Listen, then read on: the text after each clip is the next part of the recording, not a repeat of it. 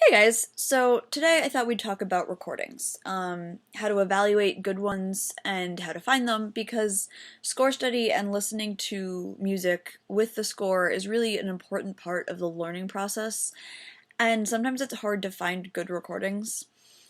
So we're going to start with how I personally think you should go about evaluating or finding good recordings, and then we'll go on to find the places where you can find them.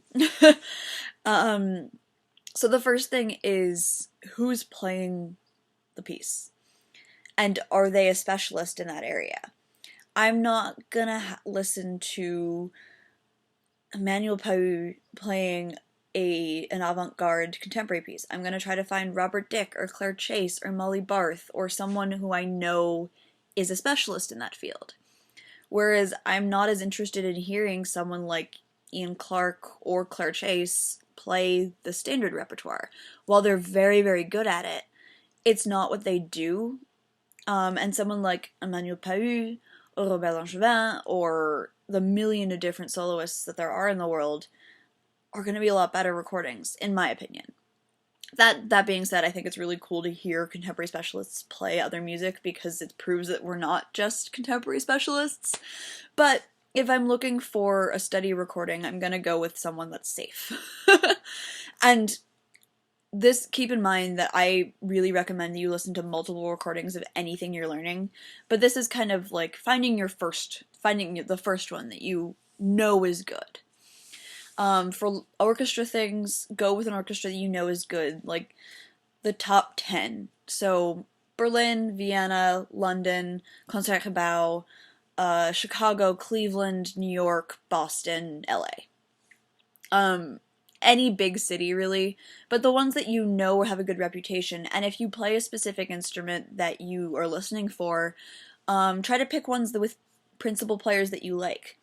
I grew up in Cleveland, so I love the Cleveland Orchestra's sound, so I'd much prefer to listen to them over London or Chicago.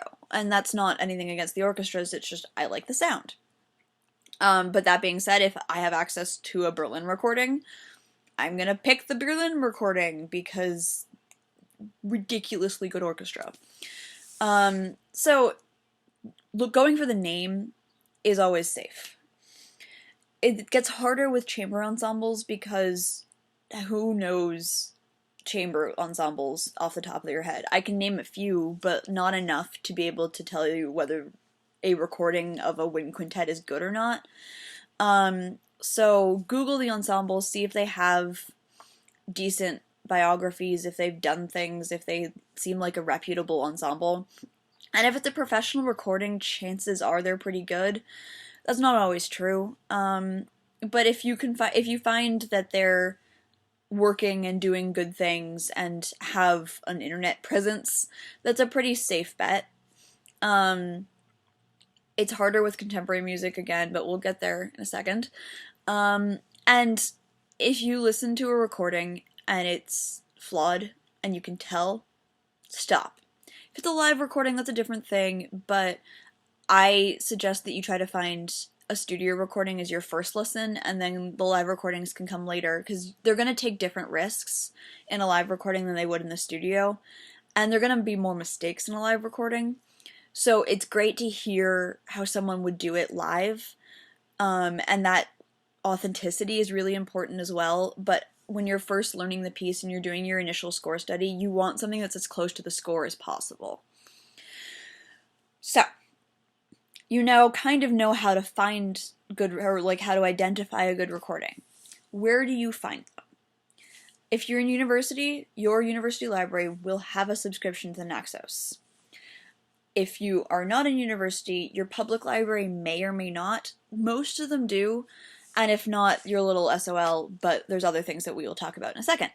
But Naxos is usually my first bet for almost everything except contemporary. Their recordings of new music are pretty scarce and pretty bad.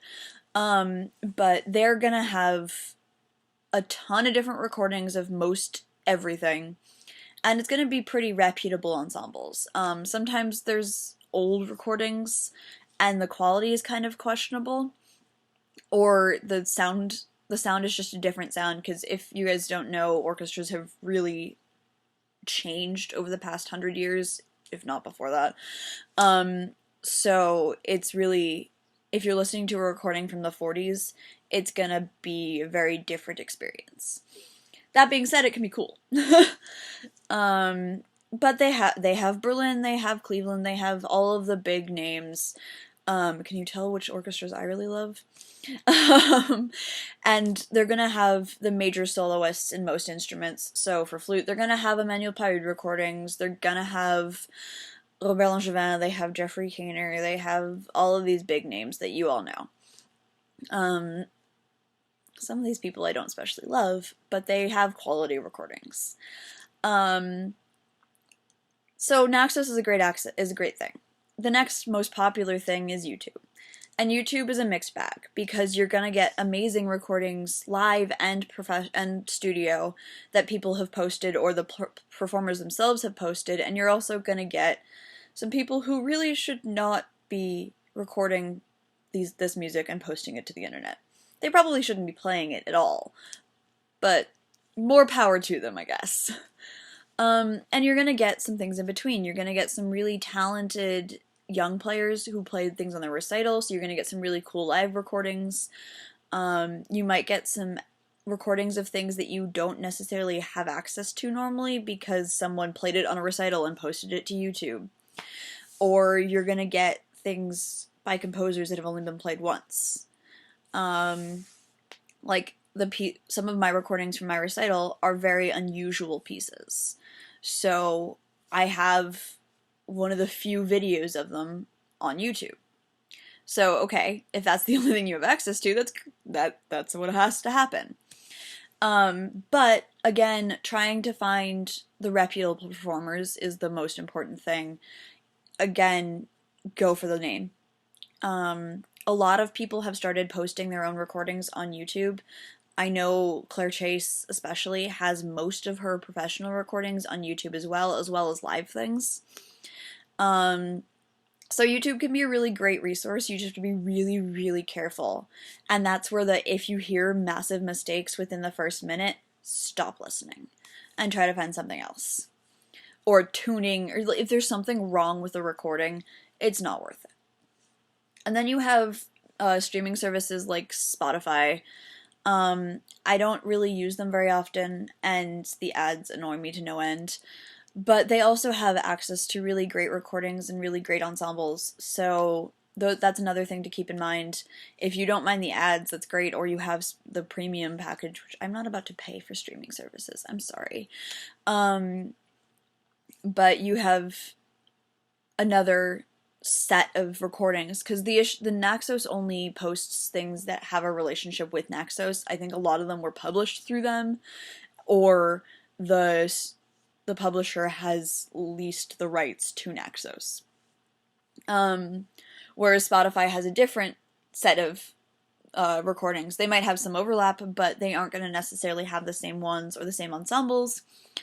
And they might have different pieces. And finally, there's iTunes, which I know, yes, you have to pay, but sometimes it's worth it. And for the staples of our repertoire, the things that you really need in your library, it's worth to buy them. Or buy a good recording as your basis, and then you go off and have other ones. My dad still buys CDs, so whenever I'm home, I'll rip whatever he has and just add it to my library, so it's in my, it's future reference. And sometimes CDs are not great. I've found some people apparently record school ensembles and put them out on a professional label, and they're not always good. I just recently listened to a recording where it's a woodwind quintet, and the flute player drops out for like 5 measures and leaves the clarinet out to dry, and it's just not a great recording. But most of the time, if it's on a CD and you can buy it, it's probably decent. And the last thing is the contemporary music, and that's where looking for the composer's website is important. Most composers will have either a linked recording or links to where you can find recordings. You might have to buy them, but at least then you know that it's the recording that the composer approves of. But most of them will have at least most of their music up on their website, because it's worth it to them to have you be able to hear it, because then you might want to buy it and play it. So if the work that you're doing is from a living composer and they have a website, that's your first resource. And if they don't, then it's harder, and then you might have to go through the YouTube route. And especially since a lot of that stuff isn't on Naxos or Spotify, and I wouldn't suggest you find them anyway, because a lot of the time the recordings on those sites are by people who are really not supposed to be doing contemporary music. But that's just my opinion. So yeah, there's a lot of really great ways to find recordings now. You just have to be really careful and really critical about what you're listening to. And yeah, so happy listening, and I hope you guys have a great week, and I will see you next week.